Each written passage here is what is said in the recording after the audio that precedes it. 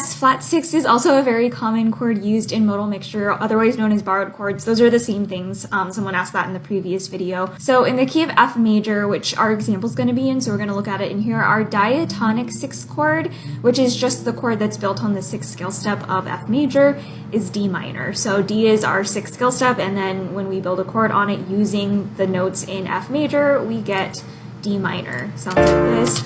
But in the parallel minor key, which is F minor, so they have the same tonics. One's just major, one's minor.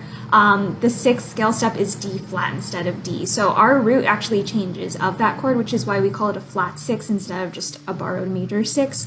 And we also have to change the A natural to become an A flat, because otherwise it would become an augmented chord. And we don't use those as much. Like, it's totally okay to use augmented chords, but that's just not what we're talking about right now. So this is where the flat 6 comes from. And one of my favorite examples is from What a Wonderful World by Louis Armstrong. And again, this is from my Chromatic Harmony book, which you can get in my profile. I've got the sheet music and the piano roll for you. So let's give it a listen. For me and you, and I think to myself, what a wonderful world. Love it. So what we're looking at is right here is our, okay, I can't highlight it, but it's this chord right here. Hopefully you can see my cursor.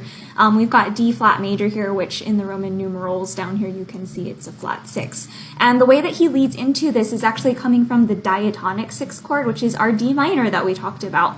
And this is really effective because D flat major here is acting kind of like a passing chord, where it's going from D minor to D flat to C. So we get D flat to C, which is half step motion, which means it just like kind of flows right on down the river. And we get that with A to A flat and then G, which isn't written out here, but that's part of that C major chord. So that's why flat 6 actually often comes right before the 5 chord in a key, because it just flows really nicely into that 5 chord.